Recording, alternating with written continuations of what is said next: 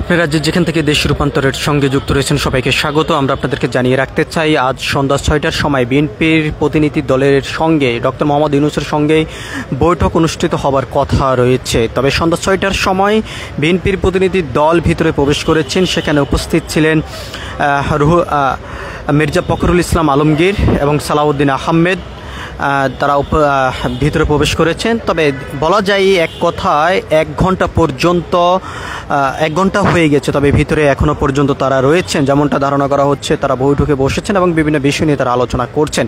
আমরা যদি আপনাদেরকে একটু শুরু থেকে জানিয়ে রাখতে চাই, 31শে অগস্টেই বিএনপির প্রতিনিধি দল প্রধান উপদেষ্টার সঙ্গে বৈঠকে বসেছেন। তারপরে আজকে আবার একটি প্রতিনিধি দল প্রধান উপদেষ্টার সঙ্গে বসেছেন এবং এখনও পর্যন্ত ভিতরে আলোচনা চলছে। তবে আলোচনা শেষে গণমাধ্যম কর্মীদের সঙ্গে কথা বলবেন কোন কোন বিষয় নিয়ে আলোচনা হয়েছে। যেমনটি ধারণা করা হচ্ছে, জুলাই সনদের স্বাক্ষরের বিষয় নিয়ে এবং বিভিন্ন রাজনীতির যেই বর্তমান যে পরিস্থিতি, দেশের চলমান পরিস্থিতি, এই সমস্ত বিষয় নিয়ে আলোচনা করা হবে। তার পাশাপাশি আমরা আরও একটি বিষয় আমরা আপনাদেরকে জানিয়ে রাখতে চাই, ফেব্রুয়ারিতেই যে জাতীয় ত্রয়োদশ সংসদ নির্বাচন অনুষ্ঠিত হবার কথা রয়েছে, সেই নির্বাচনকে ঘিরে বিভিন্ন আলোচনা ভিতরে হয়তো বা চলমান রয়েছে। তবে আলোচনা